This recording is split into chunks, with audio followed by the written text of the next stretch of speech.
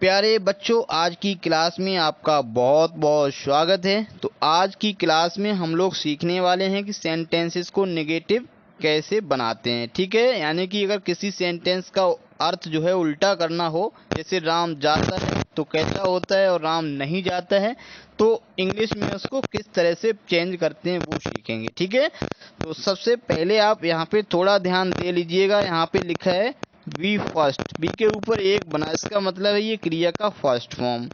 तो अगर किसी सेंटेंस में क्रिया का फर्स्ट फॉर्म लगा हुआ है तो उसमें आप क्या करेंगे, डू नॉट लगाएंगे और वही फर्स्ट फॉर्म लिख देंगे। तो इस तरह से वो आपका नेगेटिव बन जाएगा।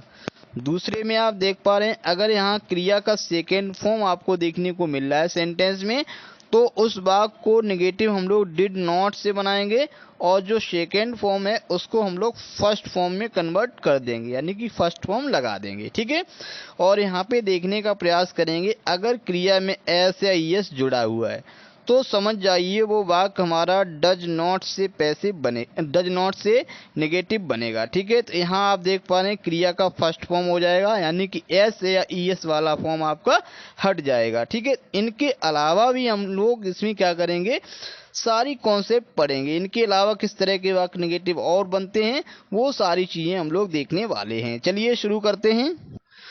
तो चलिए, पहला वाक्य आपके सामने आ गया है। तो आप किसी भी तरह से आपने पढ़ा हो, लेकिन हम आपको नए तरीके से पढ़ाने का प्रयास करेंगे। ठीक है, तो यहाँ आपका वाक्य किससे नेगेटिव बनेगा, क्या लगेगा, वो आप देखेंगे क्रिया का कौन सा फॉर्म यूज हुआ है। ठीक है, इसमें आप देख रहे हैं कि क्रिया में एस या ईएस लगा हुआ है, यानी कि एस लगा हुआ दिख रहा है, तो इसका मतलब ये वाक्य हमारा प्रेजेंट इंडेफिनिट है। तो हमने आपको बताया है, अगर क्रिया में एस या ईएस दिख जाए तो समझो आपको क्या करना है, उसको डज नॉट से निगेटिव बनाना है। कैसे बनाएंगे, तो सबसे पहले तो आप सब्जेक्ट ही लगा देंगे, तो रमा। ठीक है, तो यहाँ पे क्रिया में एस लगा होने की वजह से आप क्या लगाएंगे, डज और नॉट लगा देंगे। ठीक है, डज नॉट के बाद ये सिंग्स है, इसको कर देंगे फर्स्ट फॉर्म में। ठीक है, तो फर्स्ट फॉर्म से तात्पर्य ये है, यहाँ पे आप लिख देंगे सिंग। तो क्या क्या बदलाव हो रहा है, तो डज नॉट लगा और यहाँ पे हमने सिंग्स नहीं लगाया, सिंग लगाया है। ठीक है, यानी कि एस को हटा दिया है और अ सॉन्ग ऐसा ही लिख देंगे। तो इस तरह से ये आपका बन गया है नेगेटिव। ठीक है, तो ऊपर वाले का मतलब क्या था, रमा एक गीत गाती है, दूसरे का मतलब हो गया कि रमा एक गीत नहीं गाती है। ठीक है, आगे देखते हैं। और इस वाक्य को अगर बनाना हो नेगेटिव तो क्या देख पा रहे हैं, तो इसमें भी आप देखेंगे वर्ब को। ठीक है, तो यहाँ देख रहे हैं क्रिया आप किस फॉर्म में लगी हुई है, फर्स्ट फॉर्म में। तो फर्स्ट फॉर्म का हमने फॉर्मूला आपको क्या बताया है, आप लगाएंगे इसमें डू नॉट। ठीक है, और फर्स्ट फॉर्म दिया है तो आप बी फर्स्ट कर देंगे। ठीक है, तो कोई दिक्कत नहीं है इसमें, तो कोई दिक्कत नहीं है। तो सबसे पहले आप क्या करेंगे, दे लगा देंगे और यहाँ आप डू नॉट अपनी तरफ से जोड़ देंगे और डू नॉट और उसके बाद में प्ले को प्ले कर देंगे, प्ले, यानी कि वो भी आपका फर्स्ट फॉर्म में ही है। और शेष पार्ट आपका हॉकी ऑन संडे ऐसा ही लिख देंगे। ठीक है, हॉकी ऑन संडे। अब अगला हम लोग देखने का प्रयास करेंगे, दिस बॉय गोज। अब इसमें आप देखेंगे गोज को देखेंगे। ठीक है, तो इसमें आप देख पा रहे हैं क्रिया में क्या जुड़ा हुआ है, ईएस जुड़ा हुआ है। तो आपका एक तरीका ये भी होता है, कभी कभी क्या होता है, मैंने देखा है बच्चे भूल जाते हैं, तो सबसे पहले आप इसी को पूरा कर लो। ठीक है, गोज की जगह पे आप यहाँ पे लगा लेंगे डज और नॉट और गो, और शेष पार्ट को आप क्या करेंगे, ज्यों का त्यों वैसा ही लिख देंगे। जैसे यहाँ पे आपका दिस बॉय है तो यहाँ पे दिस बॉय लिख दिया। ठीक है, ये हम इसलिए बता रहे हैं क्योंकि कभी कभी बच्चे क्या होते हैं, डज नॉट तो लगा लेते हैं लेकिन गोज को फिर गोज ही रख देते हैं। ठीक है, इसलिए आप ऐसा भी कर सकते हो कि जो भी वर्ब है उसके साथ क्या होगा, क्या उसमें बदलाव होगा, वो चीज पहले ही लगा लेते हैं। ठीक है, और यहाँ पे आप लिख देंगे टू स्कूल। तो इसमें आप देख पा रहे हैं क्या बदला हुआ है आपका, इसमें आप देखो डज नॉट लगाने के बाद में जो गोज लगा था वो गो में बदल गया, ये बदला हुआ है, ये आपको ध्यान भी रखना है। अब इस वाक्य को देखने का प्रयास करेंगे, लेंचो रोट। अब देखो रोट पे आप अंडरलाइन करेंगे, सीधी सी बात ये है, और अंडरलाइन करने के बाद आप देख रहे हैं क्रिया का ये सेकेंड फॉर्म है। तो हमने बताया जब क्रिया का सेकेंड फॉर्म हो तो आप क्या करेंगे, डिड नॉट लगाने के बाद क्रिया का फर्स्ट फॉर्म लिख देंगे, तो यानी कि रोट का राइट कर लेंगे। ये आप इतना काम अगर पहले कर लेंगे तो भूलने के चांस नहीं रहेंगे। ठीक है, अब आप इधर लेंचो को लेंचो लिख देंगे। ठीक, और ये काम हमने आपको बताया, आप जैसे आपको सुटेबल लगे, जैसा अच्छा लगे वैसा आप करिएगा। ठीक है, तो हम दो तरीके बता रहे हैं। तो लेंचो डिड नॉट राइट और लेटर आप इसको ऐसा ही लिख देंगे। ठीक है, इसमें आप देख पा रहे हैं क्या बदलाव हुआ है। इसमें आपका बदलाव हुआ है, आपका डिड नॉट लगा है, उसके बाद में जो ये रोट था सेकेंड फॉर्म था उसको हमने कर दिया यहाँ पे फर्स्ट फॉर्म में। ठीक है, तो ये खास बात है, इसको ध्यान रखना है। आगे बढ़ते हैं। अब देखो इसमें भी आप वही काम करेंगे। यहाँ पे दिस द लिटिल बॉय और यहाँ पे लिखा है ट्राइज, तो इसमें आप देख पा रहे हैं क्रिया में क्या लगा हुआ है। यहाँ क्रिया में आपको देखने को मिल रहा है IES। ठीक है, यहाँ आपको देखना है। तो सबसे पहले तो आपने ये पता लगा लिया इसमें क्या लगेगा।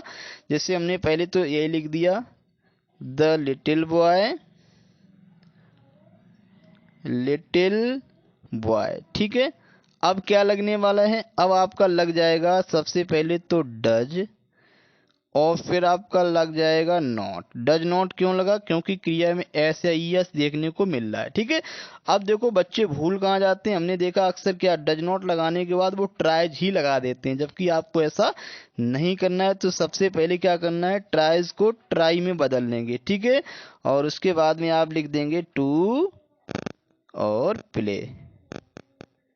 तो इसका मतलब क्या हुआ है, छोटा लड़का खेलने की कोशिश करता है, जिसका मतलब नीचे वाले का मतलब हो जाएगा छोटा लड़का खेलने की कोशिश नहीं करता है। आगे बढ़ते हैं।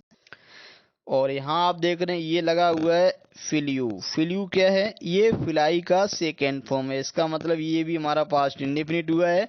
तो इसको आप देखें किस तरह से यहीं पे बदलाव कर सकते हैं। तो डिड और आपने नॉट लगा दिया, इसके बाद में आप फिलाई का यानी फिल्यू का FLY फिलाई कर दिया। और शेष चीजें मैंने बताया है आप किस तरह से लगा देंगे, इसी तरह से लगा देंगे। यहाँ पे लगा दिया द वर्ड, जैसे आपको अच्छा लगे वैसा काम करिए। The bird did not fly और फिर आप यहाँ लिख देंगे इन द SKY स्काई। ठीक है, तो यहाँ आपने देखा डिड नॉट लगाया और जो फ्लू यहाँ पे दिख रहा था उसको हमने फ्लाई में बदल दिया। ठीक है, इस तरह से पूरा शुद्ध आप बनाएंगे।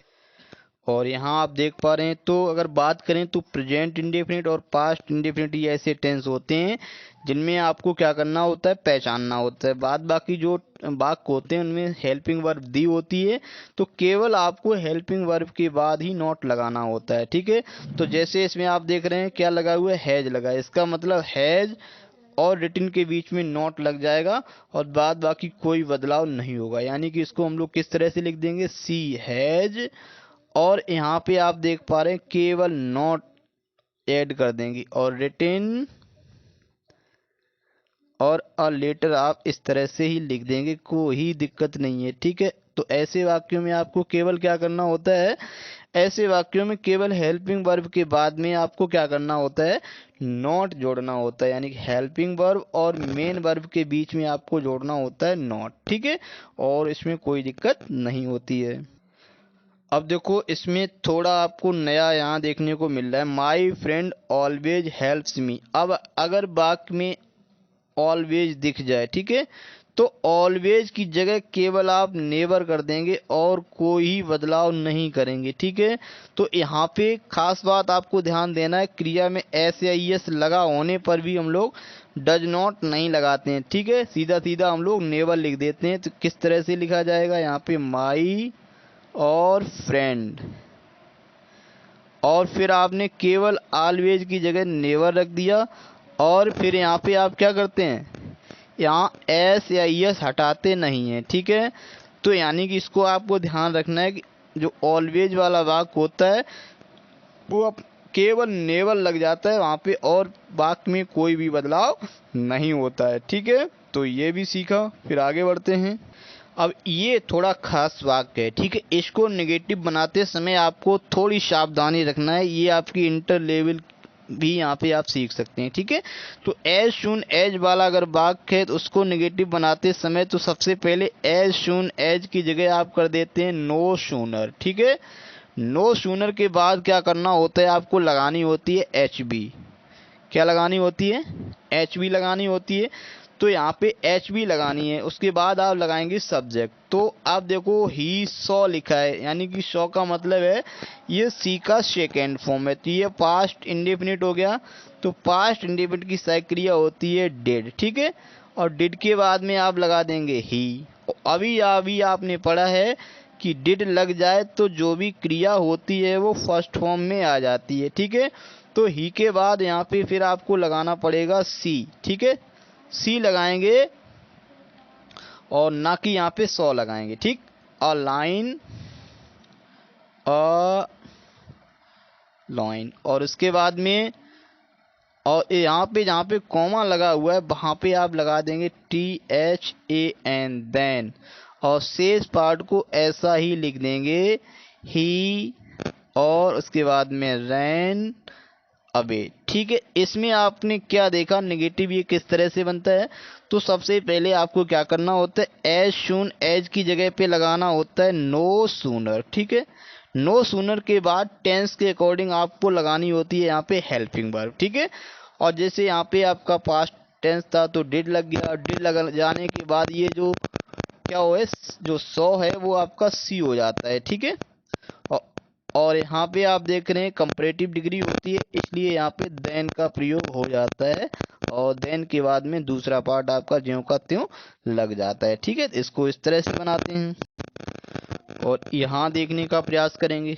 Somebody is playing in the field, इसको देखो नेगेटिव इस तरह से भी बना सकते हैं। तो समबडी की जगह हम लोग क्या कर देते हैं, जिस तरह से ऑलवेज की जगह नेवर कर देते हैं उस तरह से समबडी की जगह हम लोग नोबडी करके भी इसको नेगेटिव बना सकते हैं। तो नोबडी और उसके बाद में is playing in the field, आप इस पूरा का पूरा लिख देंगे, लास्ट में फुल स्टॉप लगाए तो वो भी लगा देंगे, ठीक है।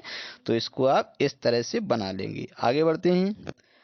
देखो ये कभी कभी कंफ्यूज करता है, तो इसमें आपको देखना पड़ेगा हैव और बीन के बीच में लगता है नॉट, ठीक है। तो आप इसको नेगेटिव कैसे बनाएंगे, तो सबसे पहले तो आपका दे लग ही जाएगा, ठीक है। तो हैव बीन की जगह आपको करना हैव, उसके बाद में आप नॉट ऐड कर देंगे और उसके बाद में बीन। तो आप कभी कभी क्या होता है, बच्चे कंफ्यूज हो जाते हैं कि बीन के बाद नॉट लगेगा या फिर पहले लगेगा, क्या है इसकी, इसमें कंफ्यूज बने रहते हैं। तो आपको हैव और बीन के बीच में नॉट लगाना होता है और शेष पार्ट आप ज्यों का त्यों वैसा ही लिख देंगे, कोई बदलाव नहीं करेंगे।